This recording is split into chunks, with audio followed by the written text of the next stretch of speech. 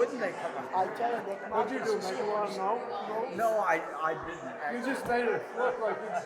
Like we're the dummies. Yeah. We didn't do our That's all right, homework. Jim. That's all right, Jim. Welcome everybody to the talk on one-room schoolhouses in Guilford. And we have people who attended those schools way back in 57 or earlier. And I'd like to know that the museum and the brick schoolhouse will be open this Saturday from 9 until 1. And the museum is generally open on Saturdays 9 till noon.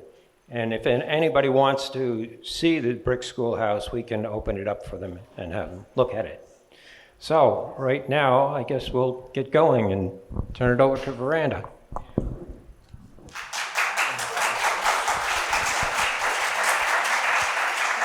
Well, it's so exciting to see a standing room only event here at the old Grange and the Brook Community Center. So I was asked to moderate our one-room schoolhouse program today, and that made me think back to a time when I had the privilege of gathering stories from a lot of Guilfordites. In about 2008, 2007, it was very divisive times in this town. Somebody had brought up the Z word. Those who lived through that would know what that was. And people were complaining to me, zoning, that was, right. And I heard somebody get up in a meeting and say Guilford wasn't a town, it was just a collection of roads. And so I decided that I would go and interview the people who made Guilford, who were there before I came in '68. And so we're going to have a little preface, a little sort of skit. Nobody's going to act, but they're going to read some little pieces that I gathered from some Guilfordites about one teacher. And that one teacher was called Mr. Ladd. And Nancy Regal is one of the people who was a great fan of Mr. Ladd's. So the people whose stories will be represented in the next few minutes will be B. Garland, who was very glad to be asked, but she couldn't make it here tonight. So a brief introduction about B. B. Garland, absolutely Guilford, wife to Mert, has been a child farmhand, bar waitress, school bus driver, factory worker, answering service operator, a working mother with 3 sons and a daughter. She has always been one to speak her mind. Next, Ken Lind. You all remember, most of you remember Kenny Lind, patriarch of the well drilling family, which is still very active in Guilford. Ken Lind, well driller and backroads wanderer, lived with his wife Pat Lind, a child gospel singer, mother, grand, and great-grandmother, on the family farm that Ken's father consolidated back in the 20th century. Ed Petrie said, "With me, if I could get a wrench in my hand, I was in heaven, but I wasn't much good at school." A gifted barnyard mechanic and a bachelor, he lived in the house where he was born on Heinsberg Road, corner of Hale Road, until his death. Nancy Morrill Regal and her husband Tom bought the family farm on Melody Hill from her parents in 1970. She described herself as world citizen, environmentalist, mother of 5 children, matriarch of a family without boundaries. Tonight, we will have Joan Peters reading B, Arthur Petty, Ken, Gilbert Ruff as Ed, and Evelyn McLean as Nancy Regal. So will those people please come up to the front of the stage? And I will pass the mic to the woman who is now B. Thank you. I went to the Higley School for 6 years, 7th and 8th grade. Kids from all over town were bused to the Weatherhead Hollow School. It was an experiment, a disaster. The teachers they hired were young males just out of college who didn't know the word discipline. We had one teacher, I remember, Mr. Paul Ladd. When the bus left in the morning, we were good little kids for the first 2 hours. Well, when he rang the bell for recess, everybody bolted through the doors, the windows, the bathroom windows. We all grabbed our lunches and disappeared. Up on the hill, up on the mountain, we'd venture and eat our lunch. He would ring the bell and we'd ignore him. We always had a lookout, a different one every day. If they saw Miss Eddie, the superintendent, we'd come running down the hill and into the school, and he'd be sitting like little angels. So he'd just sit down and read a book. He never let on. Ken Lind.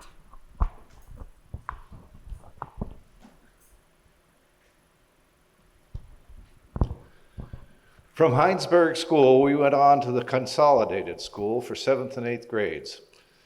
There you got to know kids from all over town. It was good for interaction. Before high school, each school did its own thing. At the Consolidated School, we had a pond up back. During the noon hour, we'd sneak up and steal Mr. Holden's muskmelons when they got ripe. It was right next to us. He figured he'd better not say too much. He knew what was going on. We ate what we wanted and left the rest. Better than to have to go up there and tear them all up. As for school, I hated every moment of it. I'd rather be putting in corn or cutting wood. So we helped ourselves to the melons, and that sweetened things up a bit. I'll tell you something funny about Mr. Ladd, the teacher. About, I'm going to say 30 years ago, my son Gary was working for Bolsters as a mover. He was down on the Cape and he pulled in to get fuel. Then he took his credit card and gave it to the guy behind the counter. He read it with what was on the credit card and said, "Was your dad Ken Lind?" I had him as a student in 7th and 8th grade. He might have told him I was a handful, and he was probably right. We gave him a run for his money. Okay, give it to Gilbert. What kind of kid was I? You don't want to know. I was never good at school. In 8th grade, all the kids went to the school on Weatherhead Hollow Road. Mr. Ladd, he was the best teacher in all the years I went to school. He could explain things so we could understand. I think he was a World War II veteran. I couldn't swear to it.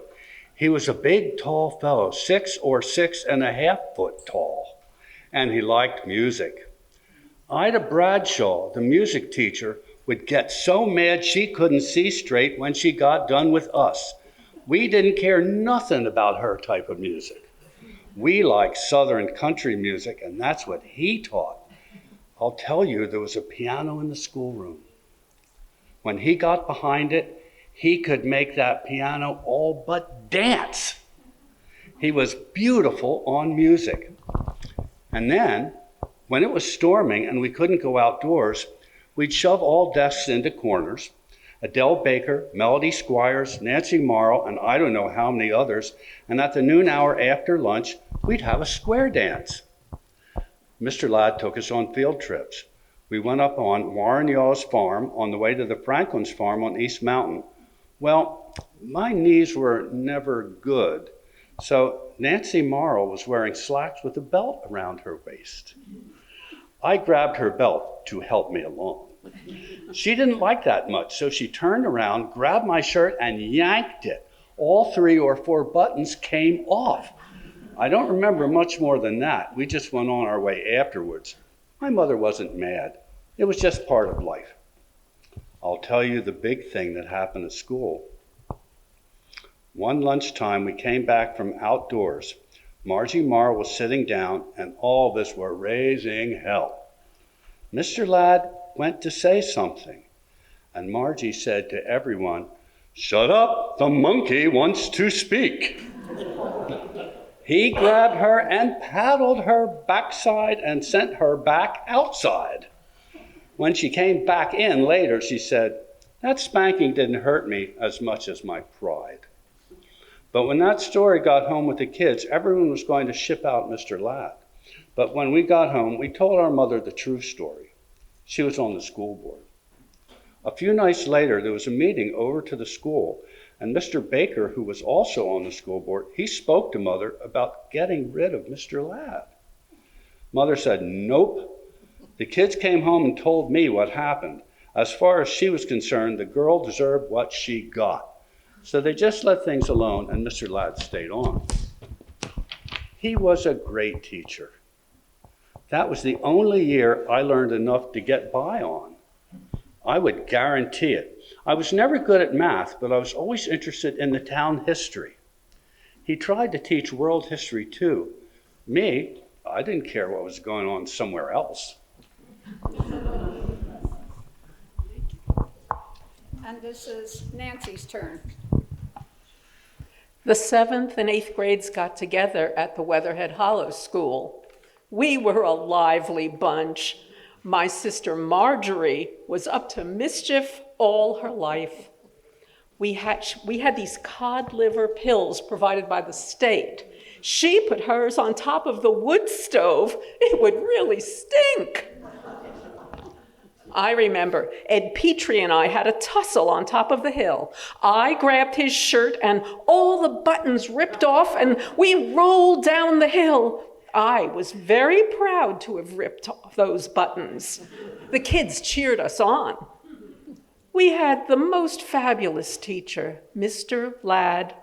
He was a sensitive, sweet person, my favorite teacher all my life. I suppose he was out of place in that school, and maybe I was too. Perhaps I was already aiming in a different direction, but he kept me at it. I've always been drawn to farm life, but also to painting and poetry. I do know that he appreciated that in me and made me reciprocate. I loved my classmates, and I never felt I was better, but I did feel different. He was a sensitive man. I can see him in my mind's eye, tall, slim, dark-haired, with big, thick glasses. He was young, maybe 30 or a little younger. I wonder if Mr. Ladd is still around. I'd love to be able to tell him he was a pivotal person for me. Okay.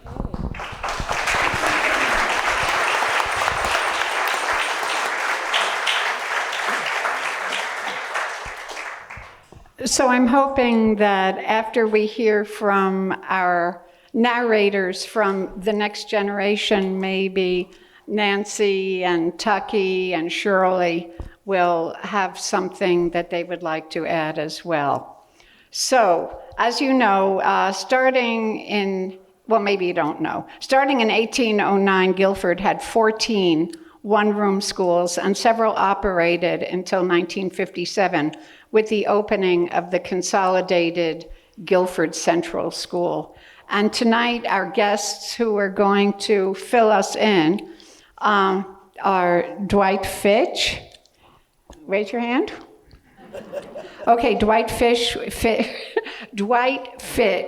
was raised in Guilford and attended number 2 school for 4 years and Wellman number 5 school for 2 years. Fitch is retired senior system support engineer, served in the U.S. Navy, and currently lives in Townsend, Massachusetts. He is a member of a number of New England genealogical societies. Bobby Fitch Haumann, are you the big sister or the little one? I'm the baby. Oh, she's the baby. Okay. Dwight's younger sister says, although many folks remember me as Barbara Fitch, I go by the name Bobby Fitch Haumann. I attended number 2 school on Bonneville Road for 1st, 2nd, and 3rd grade. Also, what she didn't mention is that she has been a longtime master of the Grange and also was essential in the transition of this place to the Brook Community Center and is an editor and a poet. Okay, Reita Lashway lives in Guilford on Stage Road. She attended school number 2 on Bonneville, walking from Guilford Center. In 4th grade, she started at the Guilford Central School.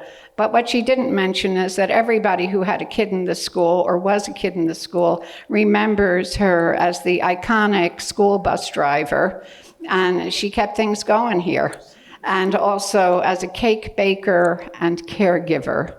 Okay, so Harry Evans, a fourth-generation Guilford farmer, resides in the home where, as a child, he walked a mile to attend the Higley School on Guilford Center Road and the Weatherhead Hollow Road. And Jim Henry says he was bred, raised, and educated in Guilford, attended Algiers School 1 through 6th grade and Weatherhead Hollow School for 7th grade. He is the third generation to own Lone Elm Farm, bought by his grandfather, Elroy N. Coffin, in 1930. Okay, and Richard Bullock, born in Guilford, Vermont, at the Bullock farmhouse. He says, I arrived on July 28th, 1937, and has lived all his life in this community. So these are the stars of our show.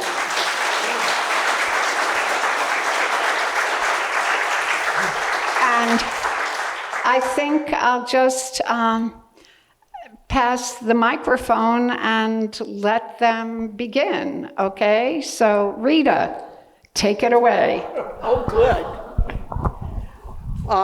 I started out at number 2 school, which is on Bonnievale Road, but I lived up here by the library. And as a first grader, we had no kindergarten, so as a first grader, we walked over Bennett Road and to the school.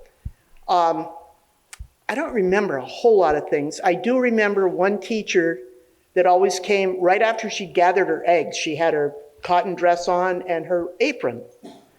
Maybe she thought we were going to be messy. I don't know, but she showed up that way.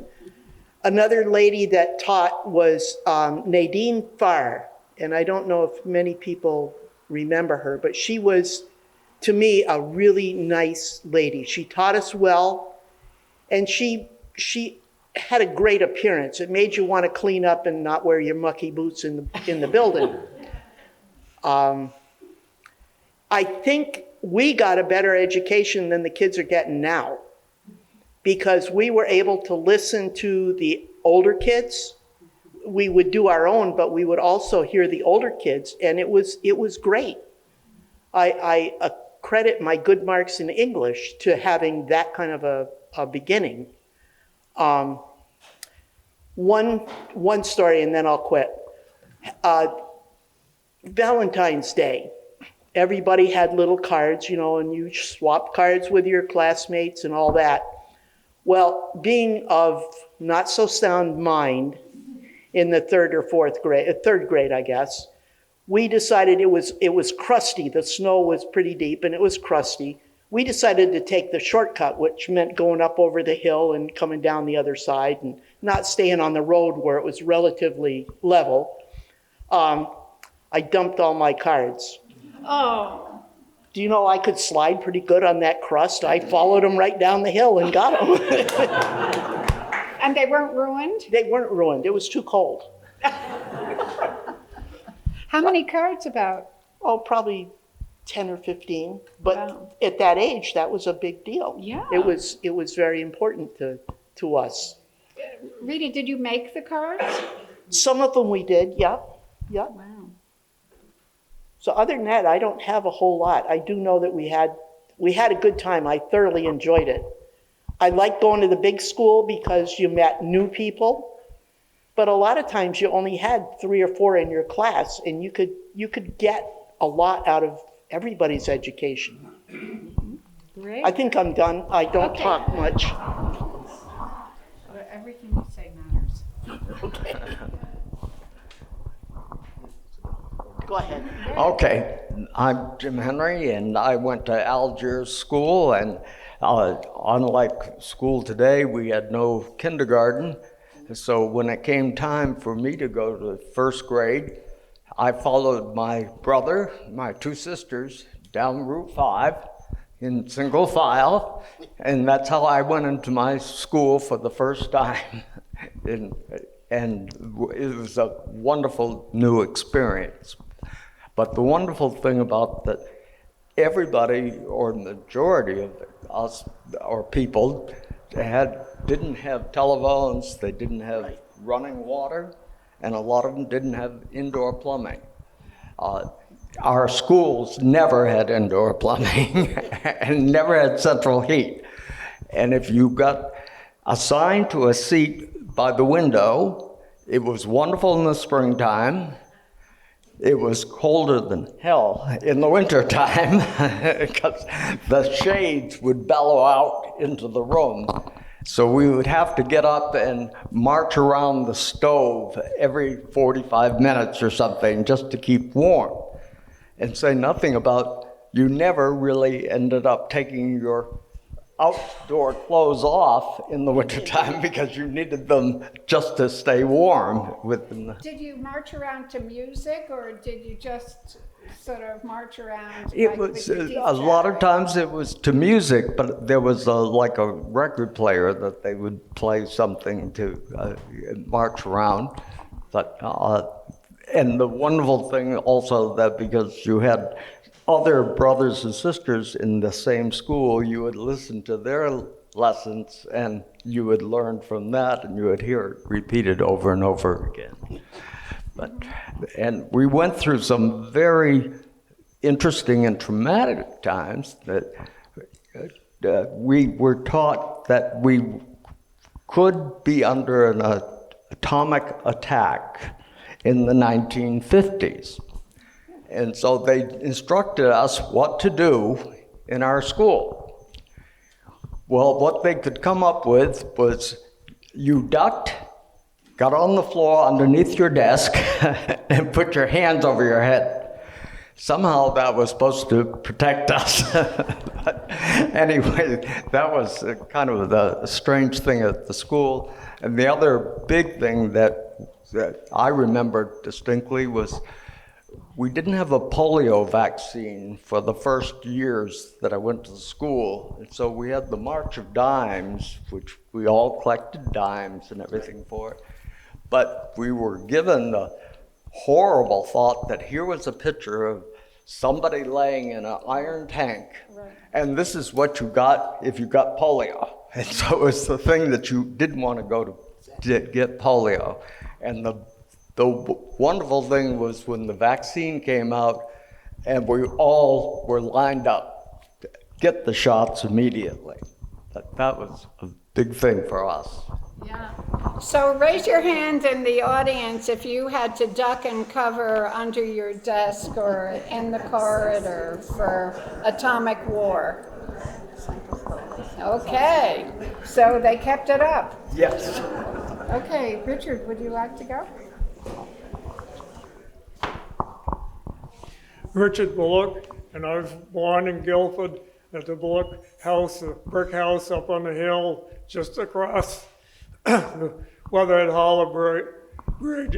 Excuse me.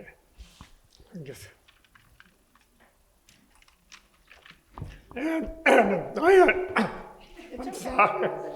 I had to walk to school every day down to the Higley School, which was 1 mile each way, and the road was not paved back then, and they didn't plow it much in the winter either, so all kinds of weather, you walked every day back and forth, and there was no running water in the school, but 2 kids were assigned to take a water bucket and go over to the house where I now live and dip the water out of a tank in the corner in the kitchen and fill that and take it back to the school and dump it in a water jug. It wasn't a water cooler, it was just a jug with a spigot on the bottom, and so if you need a drink of water, you could get a drink of water.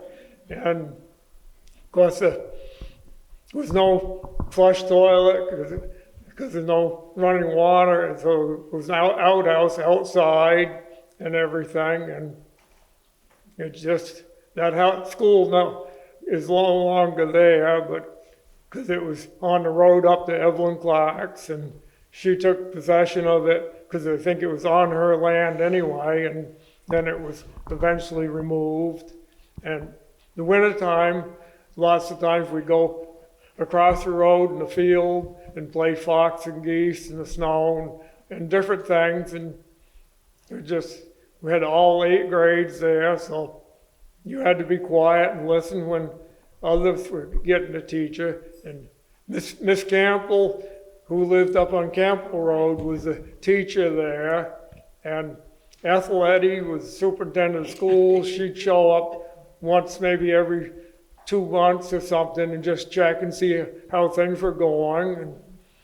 But everybody had a good time.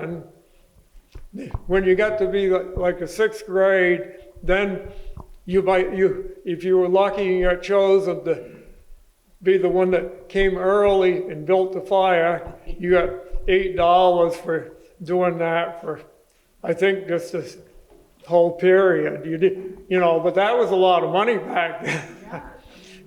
And so, because no central heat or anything. And Did you have to march around to keep warm? we probably did some.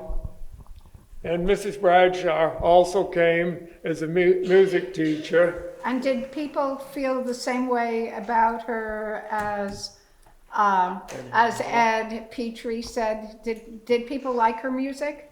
Yes, they did. Oh, good. Because it was a time when you didn't have to study the books, and so I was never a singer and still aren't, but we had a good time. And as far as the polio vaccine, when that came along, we were all bussed out to, I don't know, by private cars, I think, to Estiville School, because they had a clinic set up there and administered the vaccine. Yeah. Oh, can I ask a question? How many of you remember growing up and seeing newsreels of people in iron lungs, or seeing people you knew in iron lungs? Yeah, that was right up there with nuclear war. Yeah.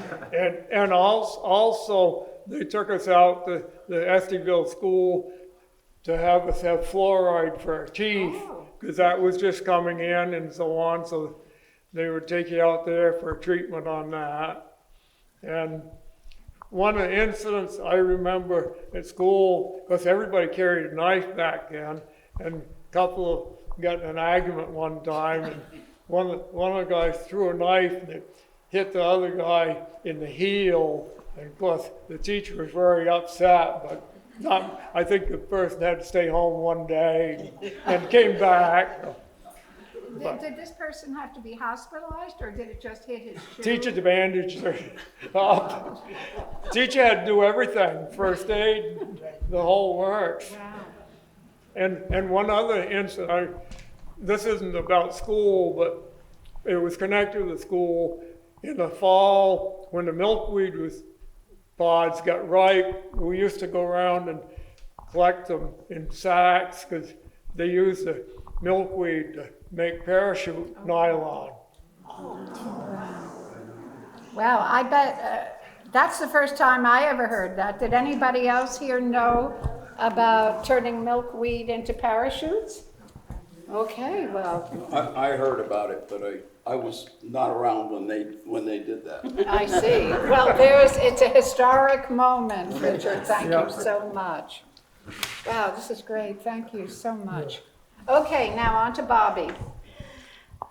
When I went to school, I started at number 2 school, and my brother was in 4th grade, and my sister was in 6th grade, and of course we're all in the same room. My sister never really stuck up for me. There was one of the Thayer girls who was very wonderful to me. I think it may have been Joyce. And there was another person who was a Thayer girl who liked to bully me. My sister didn't help, but Joyce helped, so that was good. It was warm there in the winter, but we did go around before school started, and we would dance, we'd march, we had all these great marches, and you'd walk around. And I was always irritating that one there girl. I guess I probably was just a pest, just the way my sister felt about me because she was 5 years older. So, there's a difference in age. Raise your hand if you were a pest. People are not going to admit it. Okay, go on, Bobby. I'll tell you the worst thing was for me, and it was the outhouse. And the reason was, when it got warm, there were bees in the one-holer, and I was scared to death, and I never talked about it.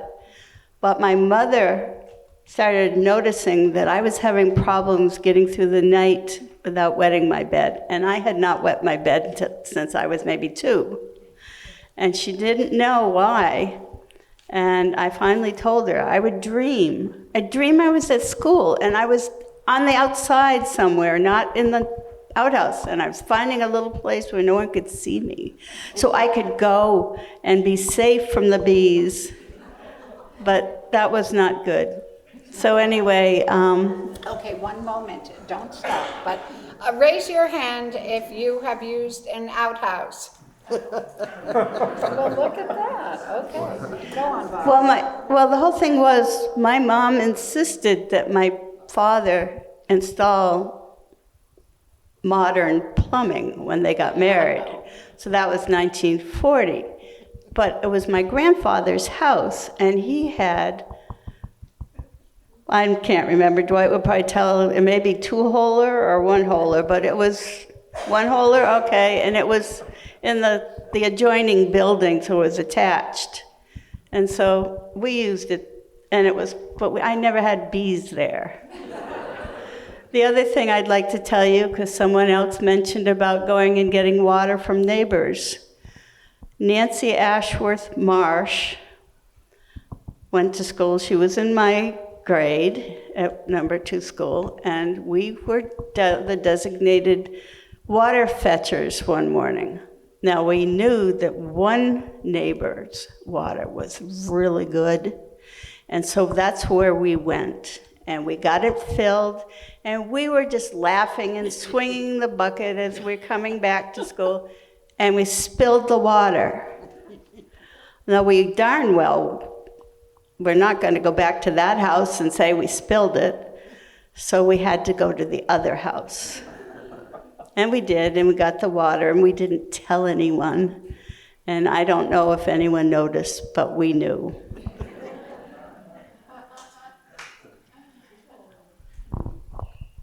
So she's going to turn it over to me. I have a plethora of articles, stories. I started school in 1951 at North School. There were 11 children in the school. There were 2 first graders, a second grader, 2 third graders, 3 fifth graders, 1 sixth grader, and 2 eighth graders. I guess probably that was the first time I fell in love with a little girl in first grade with me. But I think we had a falling out when I took her shoe and threw it up on the woodshed roof and hid in the bushes. And of course, Emery Evans, who was on the school board, drove by with a tractor going up to Merton Clark's. And he wanted to know why everybody was looking for somebody. And it was me in the bushes. Needless to say, that wasn't a good story when I got home. Also, the other thing is, the teacher, she'd take the two of us, the first graders, and she'd teach us behind the piano. She jacked the piano away from the wall a little bit so we could sit there. We were small. And she could do a lesson undisturbed. Once she got through with that lesson, if it was a nice day, she let us go outside. Now, I don't think that would fly very far today. I mean, two 6-year-olds outside playing alone and nobody supervising us. Maybe that's why I got in trouble. But I always say, I tell people that I was the second smartest person in first, second, and third grade. And I became the smartest person in fourth grade because a little girl moved out of town.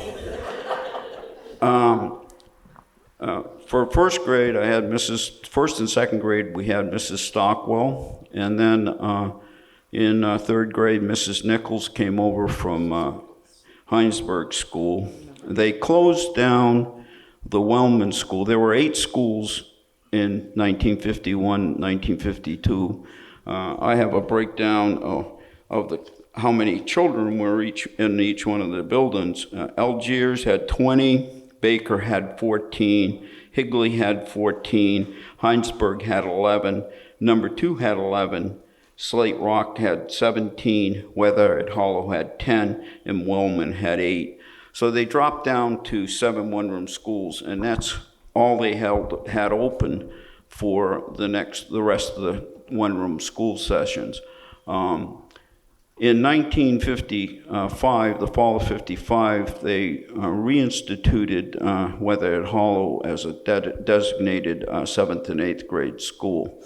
And so they did transport different people. They were always transporting people, but they closed Heinsberg down, and they brought the kids from west side of town. Some of them ended up in Wellman School, the younger grades, and the older kids went to Weatherhead Hollow. That year, I had a man teacher, Mr. Farson. I call that year the year I majored in recess, and there's some reason. He was separated. I think he was married and had a family, but was separated. He taught school during the day, and at night, I don't know, maybe from 4:30, 5 o'clock till whenever the WTSA signed off the air, he was their main engineer or DJ or whatever you called them back then. And then I think even after that, he had extracurricular activity because he'd come into school a little bit bushed. And so we had a lot of recess that year. We had a travel for a couple of weeks. They had the music teacher, I think it was Mrs. Bradshaw at the time. She'd come around, I think, once a week or every 2 weeks. And they had instituted another traveling thing, some recreational teacher's gym or something. And she only came around 2 weeks, every 2 weeks, but she only came around 2 times. And so Mr. Farson designated that time as where we should keep getting our exercises. So we had that. One time in the springtime, it was hot, and he decided to take a nooner, and so he was out in the car sleeping, and his kids were running around in the woods and everything. And it just so happened to be the day that the music teacher was supposed to come. So she pulled in probably 5 after 1, expecting everybody to be in the school. And there's Mr. Farson in his car with the windows down, his shoes off, feet sticking out. And she wanted to know where the kids are. So they rang the bell. And of course, we didn't show up for another 10 minutes. And we told them that we were lost in the woods. Now, I want to tell you something. We probably knew the woods better than anybody else around there. I see one of the siblings here, Peter Serkin, was in 4th grade that year, and he was a character, and had some good chuckles with him. So didn't Mrs. Eddy come around Well, I never, correct things? Mrs. Eddy, I never had Mrs. Eddy as a superintendent. Harlan Allen, I think his name was, took over as superintendent in 51, 52. And then in 55, 56, it was Mr. Risen took over as superintendent. Miss Eddy was a superintendent for years. I'm just trying to think. Oh, another incident. We had driver's training one day at Mr. Farson decided one of the older boys, he probably farm boy, knew how to drive. So he got in the teacher's car. Did a good job. We went down to Everett Thayer's, turned around, did all right. He was coming back up. All of us kids were standing alongside the road, cheering him on. And wouldn't you know, up around the corner, I think Jim Petrie and Elaine lived up there in the corner, I think St. John's. Who comes around the road but a log truck that had logs stacked 4 or 5 logs over the cab. And so the student decided that there wasn't enough room, so he just reefed the car into the ditch. And the log truck he got out, wanted to know if he could help, and the teacher said no, we'd get him out. So we spent the rest of the afternoon pushing the car out of the ditch. And then in 6th grade, Mr. Farson only lasted 1 year. We got Mrs. Westerland that came in, and she thought the school was a little bit remote.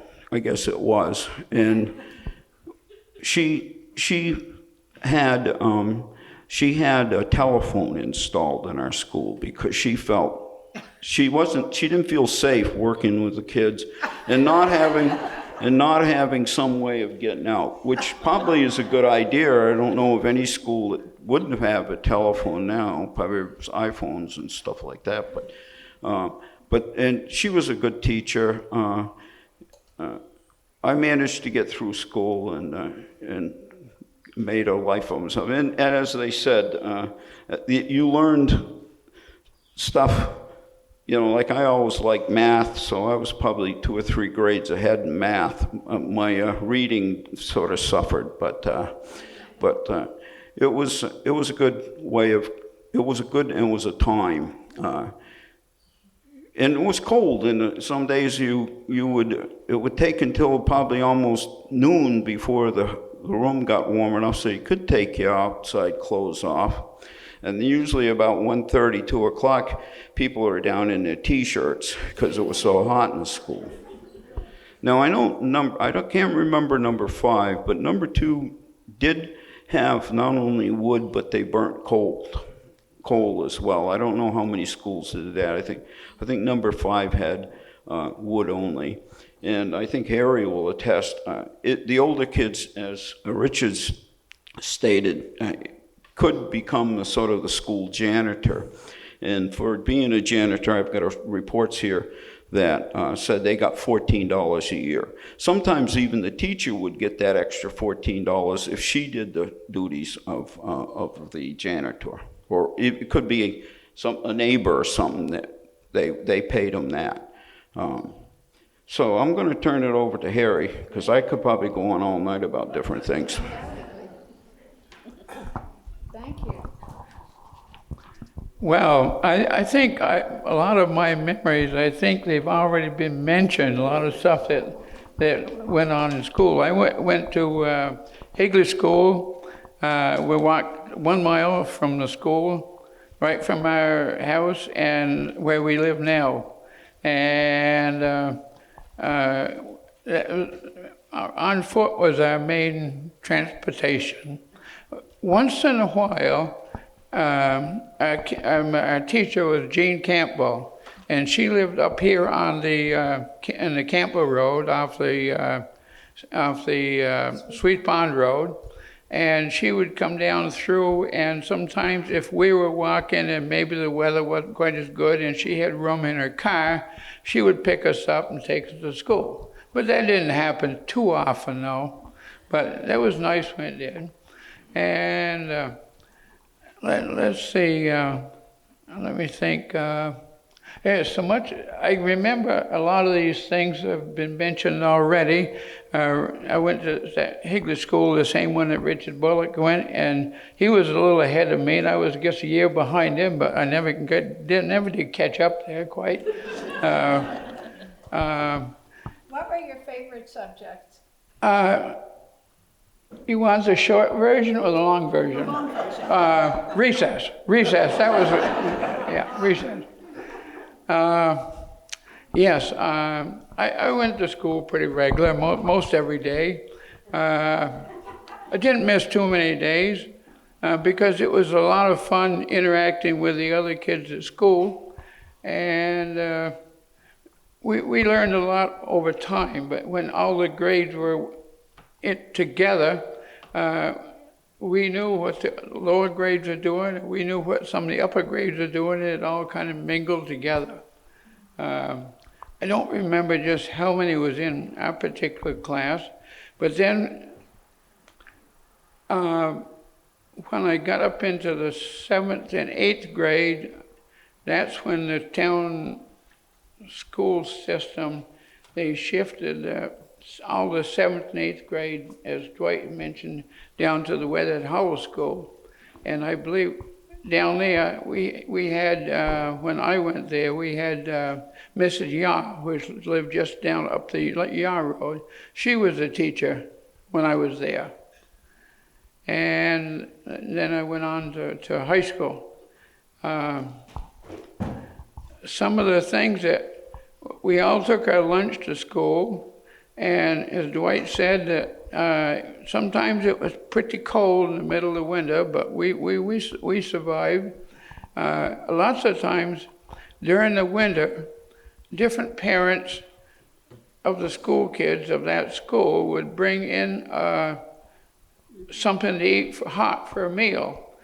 Whatever it might be a big dish of soup, or it might be macaroni. I don't remember, but it was all good. And I don't remember, we had it divvied out, and I don't remember about dishes and all that stuff. We didn't have running water at the school. Well, I can interject that. I think the PTAs, some of the PTAs, each school had their own PTAs at the time. And I remember even at number 2, when it got cold in the wintertime, the different mothers would have a week where they would either cook a casserole, scalloped potatoes and hot dogs, or spaghetti, or soup or something, and bring it in on one day of the week and pass it around. And usually they bring in a dessert with it. So we only get one good solid meal, at school, other than our cold meals. But that was pretty much done just in the cold winter. That was done in the winter months, not in the spring. And let's see, in the springtime, when it got kind of like mud season, which we used to have mud seasons, like we don't have them now as much, but our teacher, Jean Campbell, she had to drive down from up on Campbell Road there, so when the going got really bad and people couldn't get around, then they would close the schools down until the mud season dried up.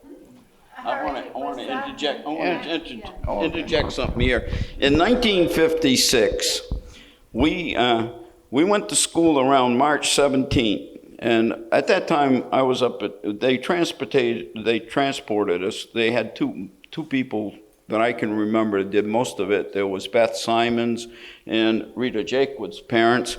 They both had 9-passenger station wagons, and they took different people around.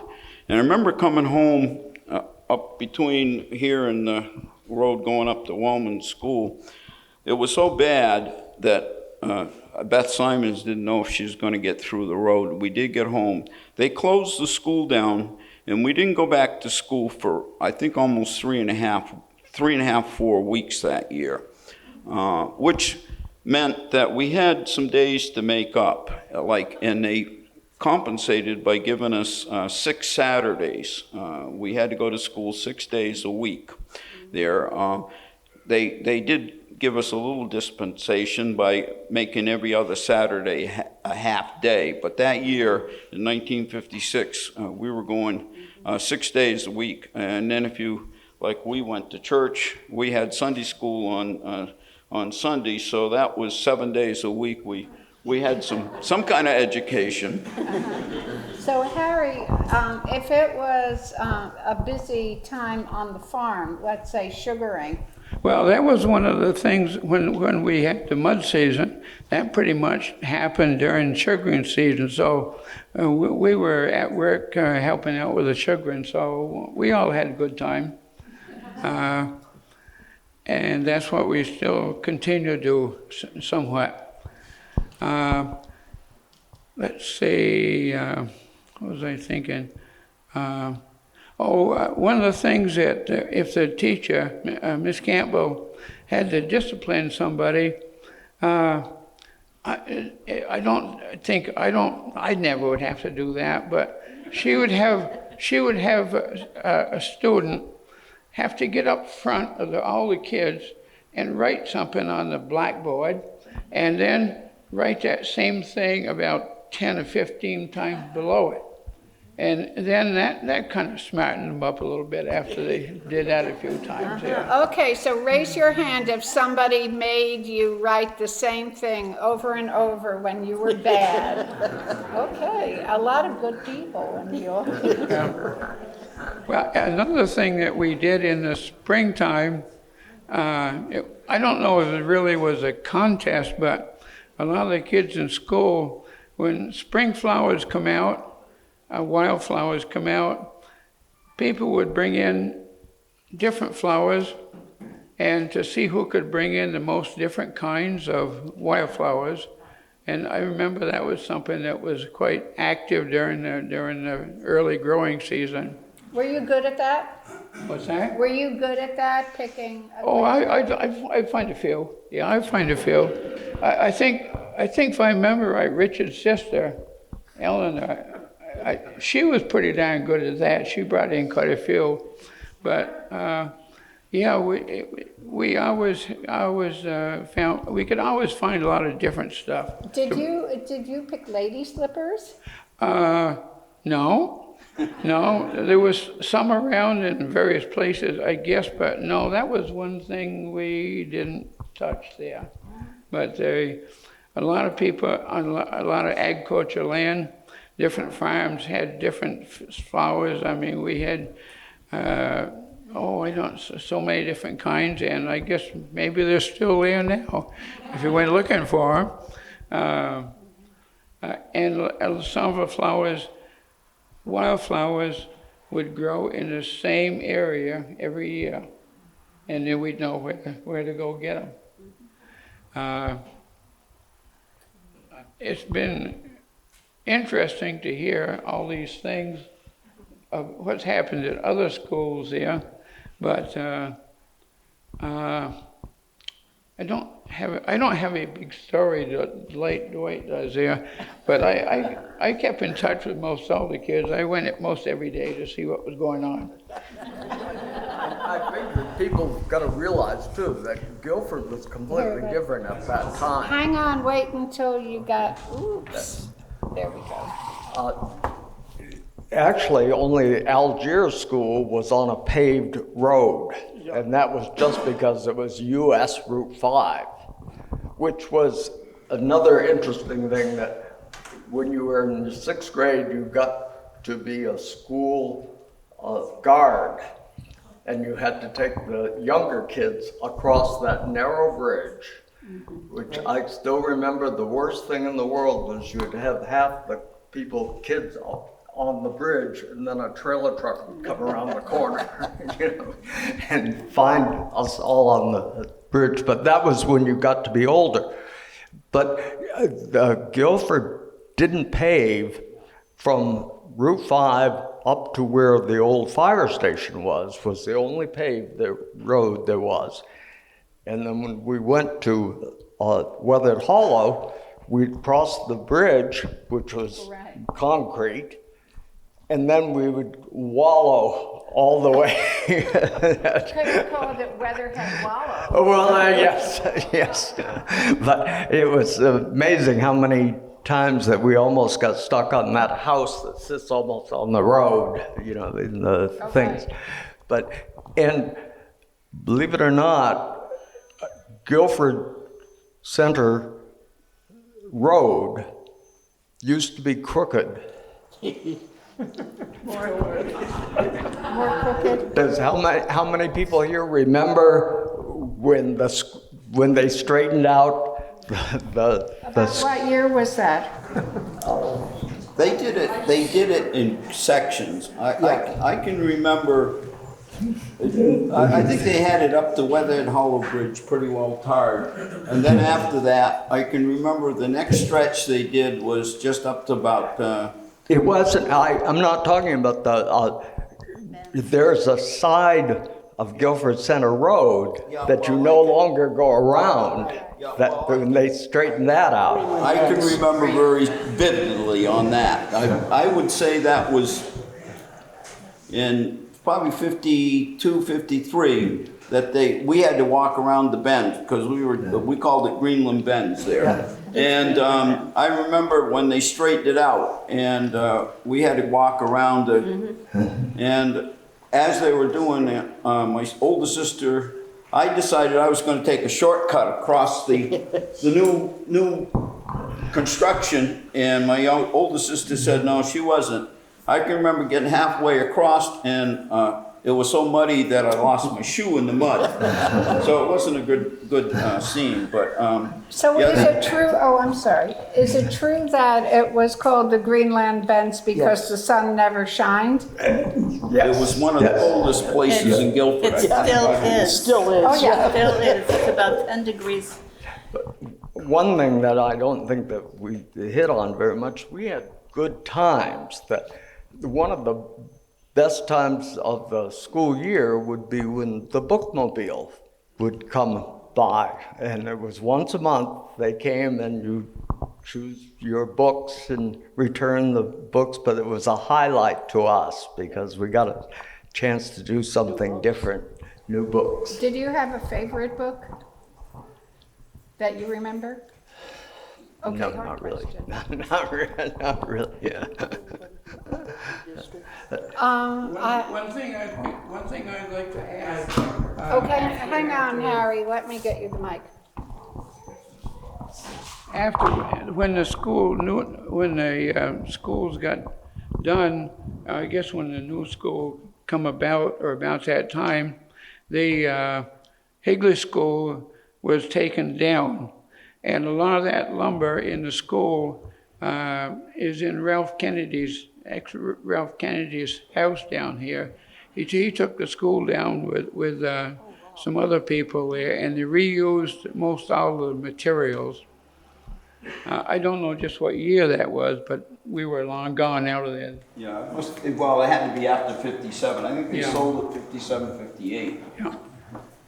Okay, I wondered whether anybody in the audience had any questions for the people. Susan?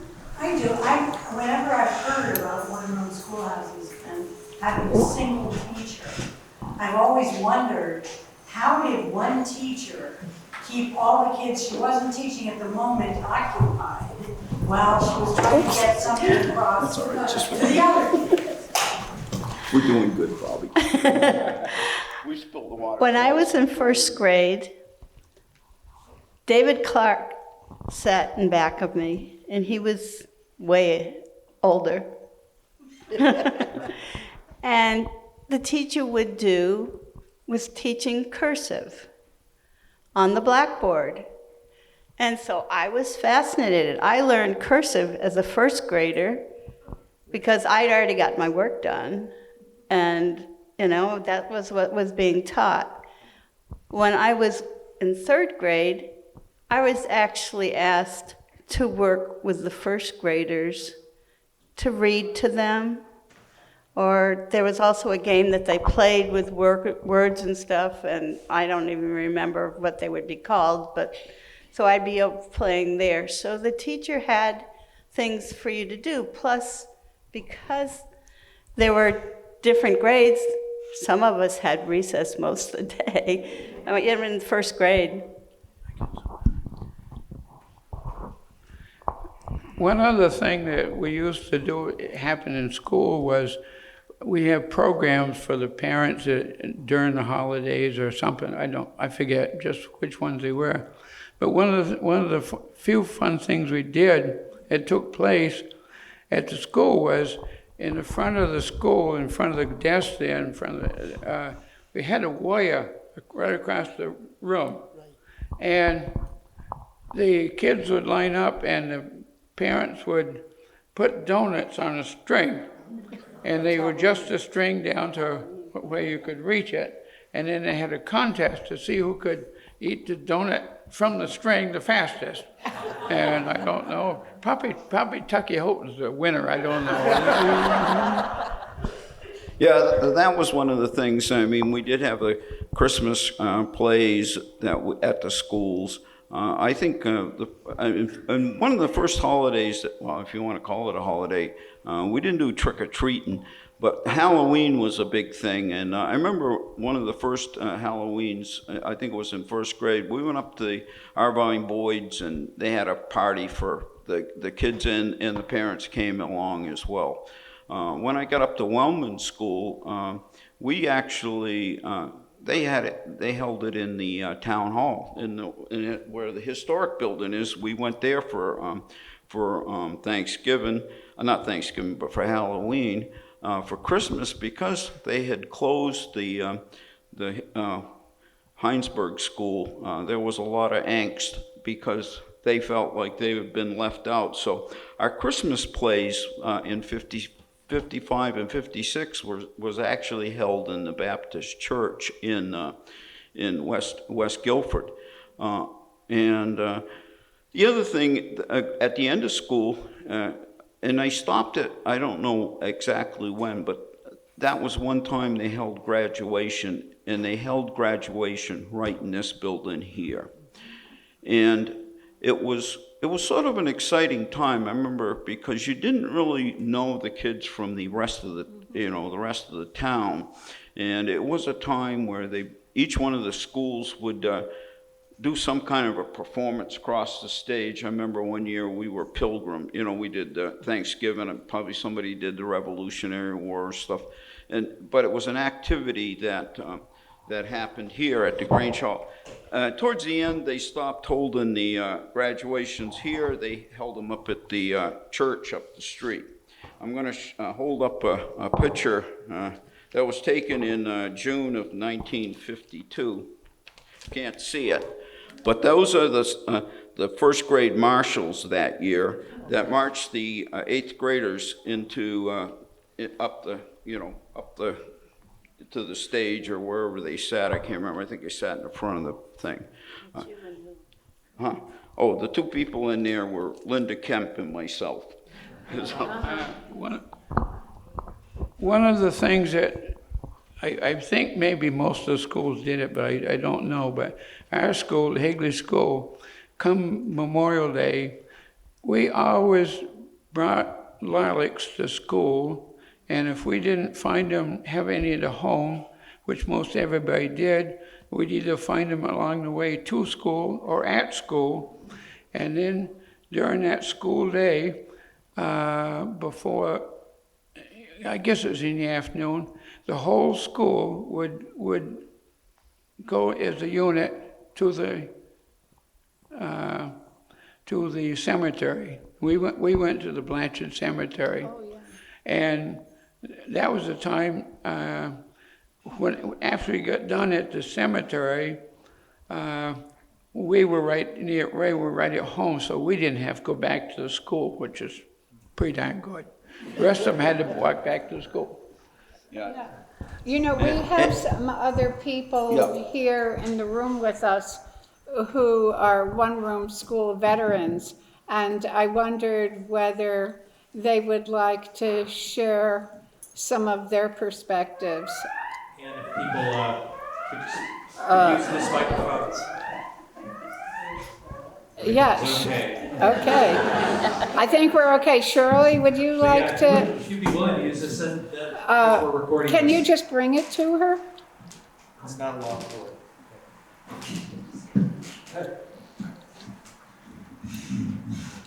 Okay, I only went in 8th grade to the Guilford school because we moved out here the year before, and I went to St. Michael's school before that. So when I got to 8th grade, Tucky Houghton was in the same class, and he complained because he said, and he'd probably rather say this himself, but he complained because he was always the smartest person in his class, but then he added, well, I was the only one in my class. So I don't know a lot about the school, but it was sure different from what I was used to when I lived in Brattleboro. But I had a good time in 8th grade, and I enjoyed it very much. Thanks, Shirley. Nancy, would you like to come and say a little something? Talk to the mic. This is Nancy Regal, whose story about Mr. Ladd we have heard.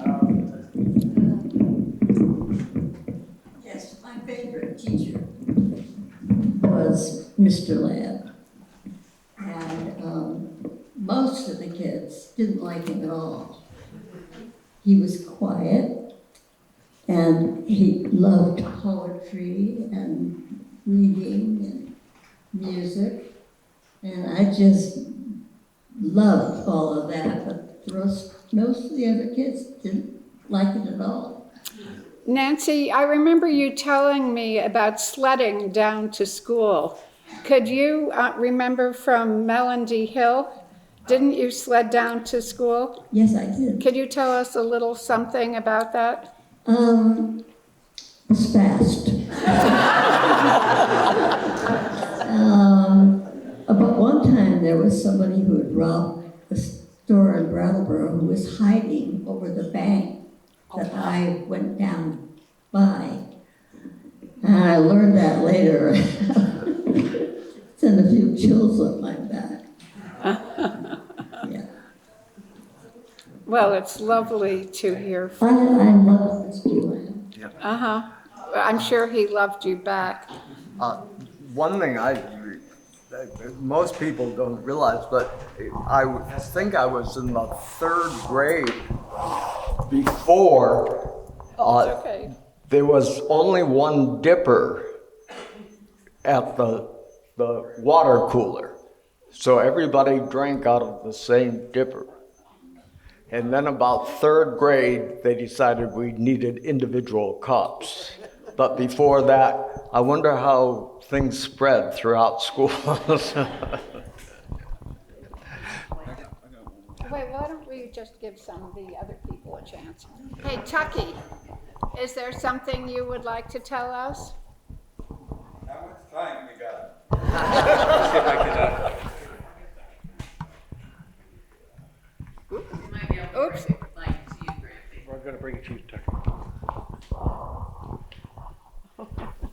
I spent my whole educational time in Guilford in Higley School number 12, and it was pretty interesting.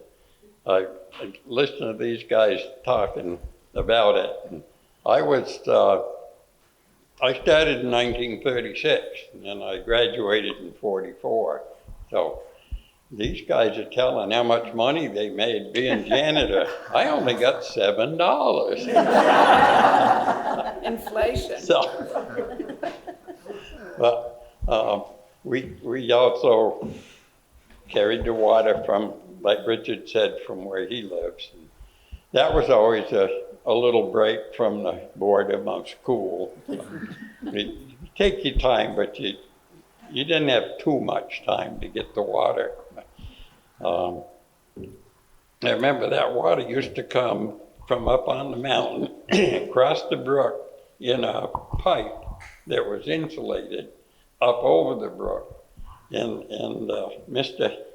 Allen lived there then, and one day I was down there doing something, and the water came across in the pipe, but that was hitched to a cable. Well, I got a hold of that cable, and Mr.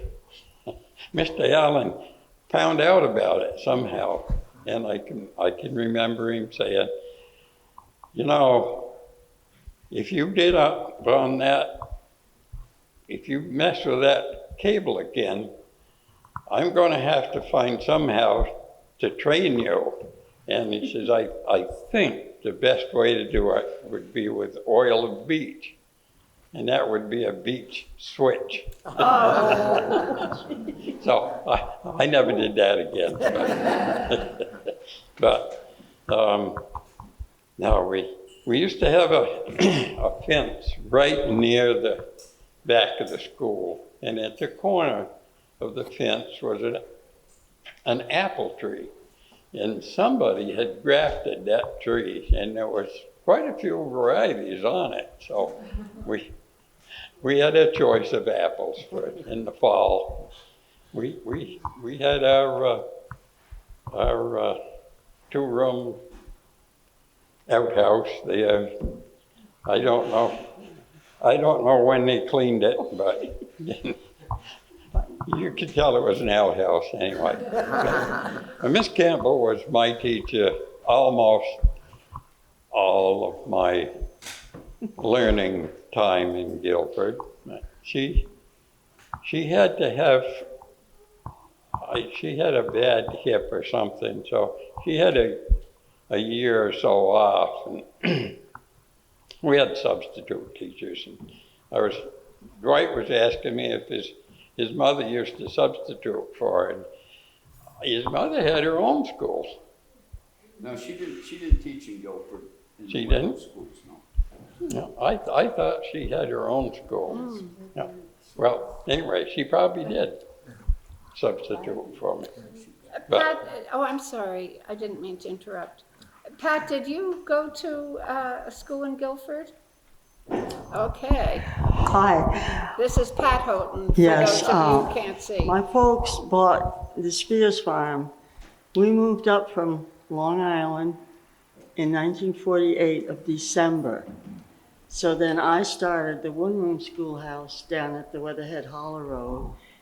And I had never seen anything like that. We lived in suburban. We weren't in the city or anything. There was a lot of farms and whatnot. And I couldn't believe it, because I never knew how people lived, you know, with the outhouses. And the Yaw kids used to come down from the Yaw farm in the summertime by then. And they loved stepping in all the cow flops with their bare feet. And I couldn't get over it. They were just playing around and fooling. But we had such a good time. And I had one other girl in my school was Rena Yaw. She was my other classmate in that school. But it's funny, when I went to high school then, and I went to a school that was as big as half of Brattleboro High School when I went, and included all the grades. Wow. But when I got out there, I had to go into special English because they thought all the Guilford kids didn't have the right teaching or something. Oh, really? So I had to go in for 6 weeks. And I naturally passed because I had some of that from the other school that I went to. So it was quite a challenge, but I really enjoyed meeting the people in Guilford. We had such fun. They were such good neighbors, and I loved them all. And we still live in the same house that I grew up in, and just down the road a little bit. But Tucky never was in school when I was. He was always a little bit older. My mother was probably glad. No, but it was fun, and I really enjoyed it, yes. Well, thank you so much. Okay, well, that sounds like... Does Yeah. anybody remember, did every school have a separate picnic at the end of the year that you would go to a special place for a picnic? Was that individual schools that did that? I remember we went down to Vernon, someplace that had a nice place. Your parents would drive the cars, and we would go. But we also had one gathering every year for all the schools together, and it was at the old town hall up here. And we did do a performance on the stage there, as well as I remember here we did Madam Butterfly. You did on Madam Butterfly? Yes, And were you in it? I was the coolie. Yeah. That was my point. Well, I just looked at my watch, and it was 8:18, and I think that probably we need to... You have one. I bet you have 25 more stories, Dwight. Okay. My dad, when he came back to Guilford, he was off from Guilford for a few years, but he came back and he worked for Dr. Shores in Burniston. And of course, Carolyn was Dr. Shores' daughter-in-law. And she taught at Baker School. I remember going down there one Sunday afternoon, and she was telling about how one of the upper grade boys went out to the facility. They had two, and it was so cold he lit the toilet paper on fire and burnt the boys' room down. So that went down to a one unisex outhouse after that. But that was sort of a funny story I thought I should share. And as for our Memorial Day from number 2, we used to walk up to the center cemetery. We also stopped here at the by the library and put some flowers on the World War II memorial.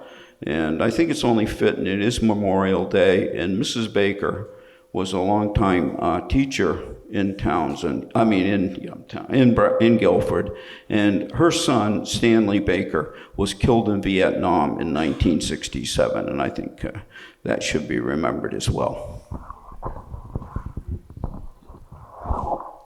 Well, I know the chairs here at the Brook Community Center are hard and our hearts are warm, and I'm so thrilled that you all were able to come out today. I hope that this show will come across on BCTV. Luckily, we have Austin over here. Let's give Austin a hand.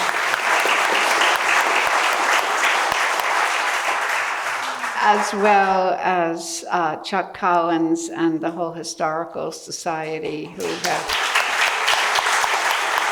pulled this all together. And we should just congratulate ourselves for enriching our lives by coming here. So thank you very much.